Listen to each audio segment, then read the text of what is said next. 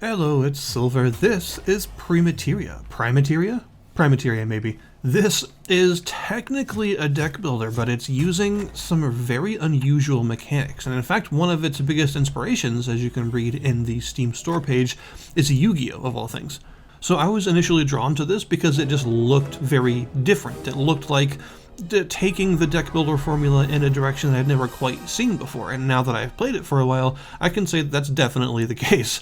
This is really unusual in a lot of different ways, so let's get into it. The way that it starts off is pretty familiar. You will choose a campaign, and then each campaign has a certain length and a list of sort of screens worth of Slay the Spire style nodes that you'll go through, and usually the path will split multiple times so you can choose which nodes that you want to actually take on. And there's all sorts of different ones, but the main ones you're looking at are things like traditional battles, as well as these altered battles that have you protecting a specific card, and if you protect the card until the end of the battle, then it joins you. But there are also some other things like puzzle elements, like for instance, the enemy will field a specific number of different cost creatures, and you have to try and match that on your side as best you can with what you're given at the beginning. And you can unlock different rewards depending on how many you match, as well as some other stuff, like of course the ability to get some money for a shop and the shop itself to buy new cards. You'll even sometimes come across mini-boss battles that are much more difficult than the traditional encounters, but give you really good rewards, like artifacts that will empower you for the rest of the run. So one thing you'll notice right off the bat that's different is you have a very small deck of cards in this game, and this is usual for deck builders, right? You want your deck to be relatively small because the smaller it is, the higher the likelihood that you draw what you need at any given time, so you don't want to bloat it with tons of cards. But this game goes to sort of an extreme, and your deck might be like 15 to 20 cards absolutely max, so you're working with a really small library here. But the way that it works is all based around combos and fusions, because there is no cost exactly. You can actually play as many cards on your turn as you have the space for. There aren't like action points or mana points that you spend for cards. There is mana, but it works a lot differently, and it has nothing to do with playing normal cards. So the way that it works is each card has a sort of value represented by that green number at the top of the card. That is both the sort of cost, in quotes, of the card, as well as its power, how much damage it can deal to other cards on the board once it's there. You can only play one cost cards from your hand directly, and you can play as many of them as you have, but you can still only play the one cost cards. For any cost above one, you have to fuse other cards that you've already played together. So if you want to play a 2-cost card, you gotta fuse 2 1-cost cards. And you've always got to have the exact number. So if you want to play a 5-cost card, then you've got to have a 3 and a 2, or a 4 and a 1, or something like that. You can't have any left over. So your side of the board is going to be determined by what you have in hand and what combos, what fusions you can actually make, and you want to fuse as many cards together as possible in order to get the highest value cards that you can, although cards will often also have text that implies some special abilities that they may have that you need to take into consideration as well, because sometimes fusing everything isn't necessarily the answer. You may have a 1-cost card that causes any card that it's fused to create to also create an equal value token. And tokens are very valuable in this game for reasons I'll get to in a minute. So this means you may not want to use that 1-cost card to fuse into a 2-cost card because it'll only make a 2-cost token if you do that. But if you can combine it with, say, a 4-cost card, then you'll suddenly have a 5-cost token on the field, which can be much more valuable. So you want to save that one and not fuse it immediately. You can also have these spell-like cards that are also playable in different ways, like say Possession. Possession is a 4-cost card, so as long as you can add up to 4 total, then you can summon it onto the field like normal, but you can also right-click it in your hand and play it over a card of lesser value, and it will sort of take its place momentarily, but as soon as you attack with it, it will go back to your hand. So effectively, you can get a powerful 4-cost card without the need to fuse it with anything, but as soon as you actually use it to attack, it'll go back to your hand and you'll have to play it again later. And in order to actually damage other cards, you have to exceed the cost or the power of the card by 1. So if you're trying to attack a 2-cost card, you need at least 3 costs worth of creatures on your side to attack it. Cards cannot be partially damaged. They have to be completely destroyed by exceeding their value. So even a 1-cost card cannot attack another 1-cost card. You've got to have 2 1-costs or a 2-cost in order to do that.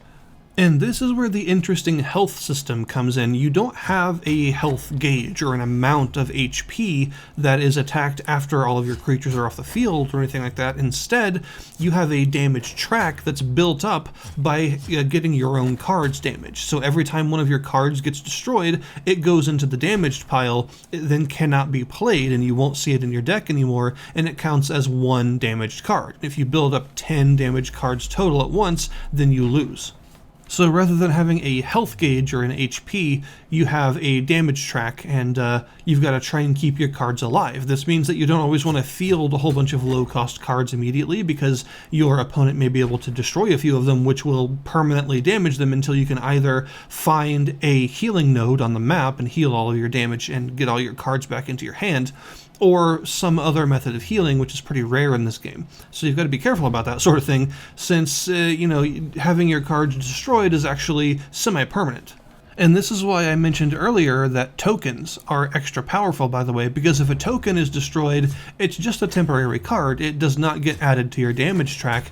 It doesn't permanently go away. It just is gone off the board, and you can make another one with any other token activating skill.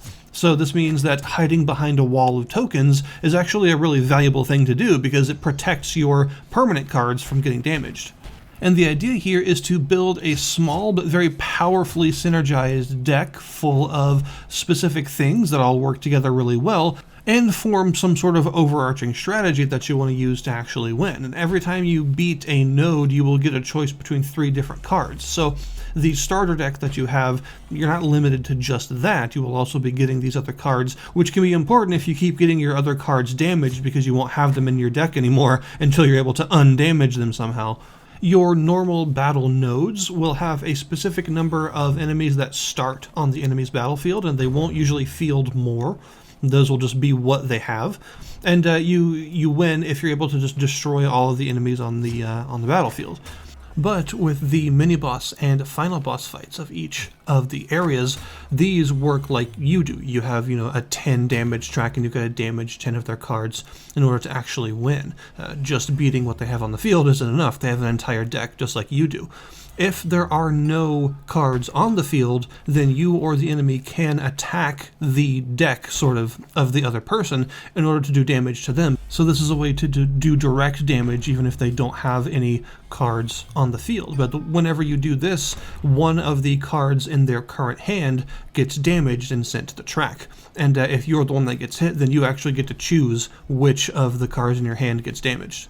There's also the mana system, which is a little bit unusual. You don't actually start with any mana, and you don't gain it automatically. Instead, mana is a measurement of fused cards on the battlefield. So if you've got a couple of cards fused into a 2-cost, then that card will have 2 mana. At any point, you can click the mana number on the bottom of a card to show you what cards are actually in it. Some cards have activatable effects that allow you to pay mana to do something, and you just right-click a card to use any of its active effects that it might have. And if you're using something that costs mana, you of course have to have at least that many mana on the field in all of the fused, sort of invested cards that you've got. And whenever you use mana, it will disable those cards in the mana field. So basically, whenever you click on, say, the 4 at the bottom of a card that shows you all the various cards that make it up, that have been fused into it, the ones that you've used as sort of payment for something will be disabled. They'll be frosted over to show that they have been used. This is important because when a card is destroyed, if it doesn't have mana, then it simply gets destroyed and sent to the damage track. But if it does have mana, then one of the cards in its mana will replace it on the field, so it won't immediately empty that spot. It'll actually have something there still. So if you've got a bunch of disabled cards, then obviously those can't replace it, and it will choose something else if it has anything else. So this is nice because it means that if you have like a 5 or a 6 cost card, something really powerful on the field, generally it getting destroyed won't just leave an empty space. It will sort of downgrade it into one of the constituent cards that you fused in order to create that higher cost card, and it will keep doing this down and down until you run out. So overall, this is a really tactics-heavy deck builder. It makes for a really interesting time when it's got such an unusual set of mechanics, and the whole thing is basically about creating this very powerful set of synergies in a really, really small deck that all work together. And then, of course, you gotta fuse all your cards and gather all your mana and stuff, and it all ends up being a pretty interesting time. And I think the overall formula that the game goes for is really well executed because it's, I don't want to say bare bones, because that sounds bad. I don't mean it in a bad way. It's simple but effective. It has a smaller number of overall mechanics. There's not a lot of fat to be trimmed, but what it focuses on, it does pretty well. It has a pretty surprising amount of content for its price. There are a lot of starter decks to choose from and quite a lot of cards to go through.